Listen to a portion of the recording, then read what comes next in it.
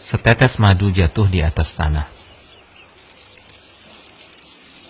Konon, datanglah seekor semut kecil, perlahan-lahan dicicipinya madu tersebut.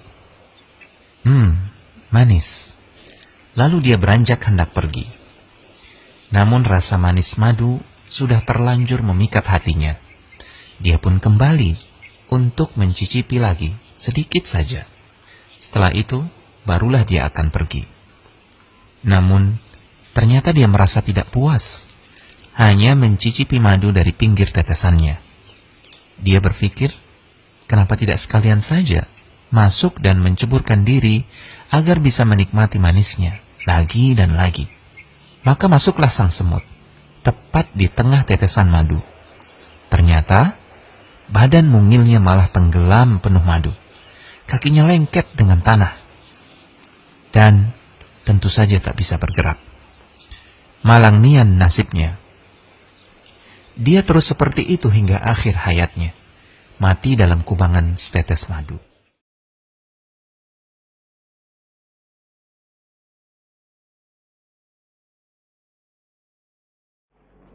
Assalamualaikum warahmatullahi wabarakatuh. Siswa dan siswi yang dicintai oleh Allah Subhanahu wa taala. Insyaallah di kesempatan hari ini kita akan lanjutkan pelajaran kita, yaitu pelajaran yang ke-5, menjauhi sifat serakah dan kikir. Tadi kalian sudah sama-sama ikuti video ilustrasi tentang seekor semut yang serakah.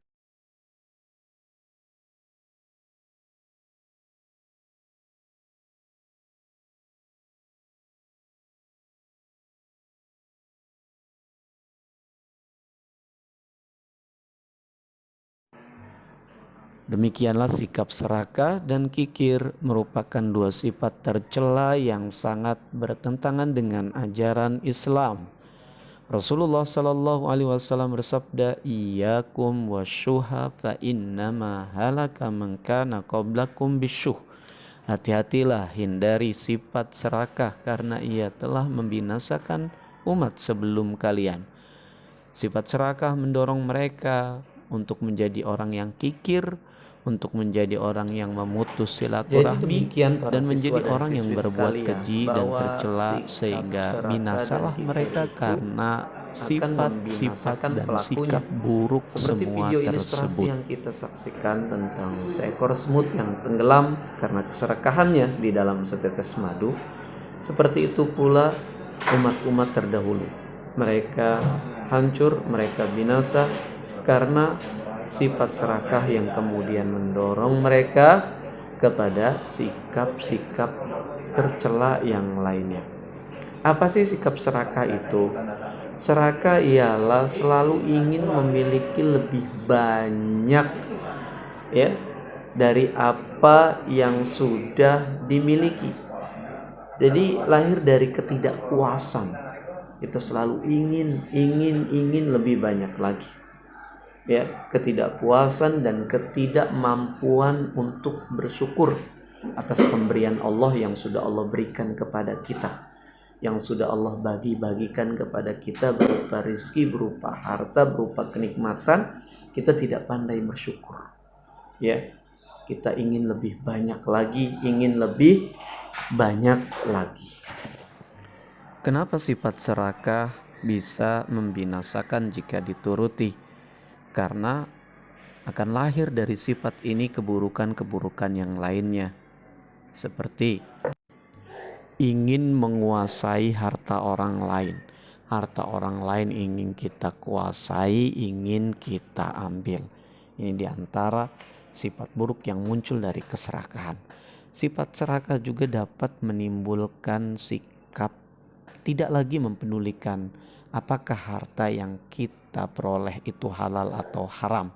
Orang yang rakus, orang yang serakah akan menempuh segala macam cara untuk mendapatkan harta yang sebanyak-banyaknya. Tidak peduli apakah cara tersebut boleh atau tidak boleh. Yang penting ia bisa mendapatkan harta sebanyak-banyaknya. Inilah yang akan menjadikan seseorang binasa. Olehnya Rasulullah Shallallahu Alaihi Wasallam bersabda, "Salatun muhlikatun." 3 hal yang bisa membinasakan. Di antaranya adalah fasyuhun muta, yaitu sikap serakah yang dituruti. Demikian para siswa dan siswi sekalian penjelasan tentang sifat serakah. Apa itu sifat serakah dan kenapa dia bisa menjadi sifat yang membinasakan umat-umat terdahulu.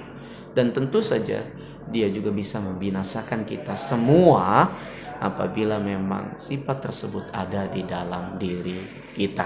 Insya Allah nanti kita akan lanjutkan lagi tentang sifat kikir. Untuk hari ini tugas kalian adalah membaca sifat serakah dan penjelasannya, kemudian hafalkan hadis salasun muhlikatun. Ini salah satu menjadi penilaian kita, yaitu hadis salasun muhlikatun, dan kalian semua akan setorkan pada Pak Guru insyaallah ketika kita nanti kembali bertemu di kelas di pelajaran-pelajaran berikutnya. Sallallahu ala nabiyina Muhammadin wa ala alihi wasallam. Walhamdulillahirabbil alamin. Selamat belajar. Assalamualaikum warahmatullahi wabarakatuh.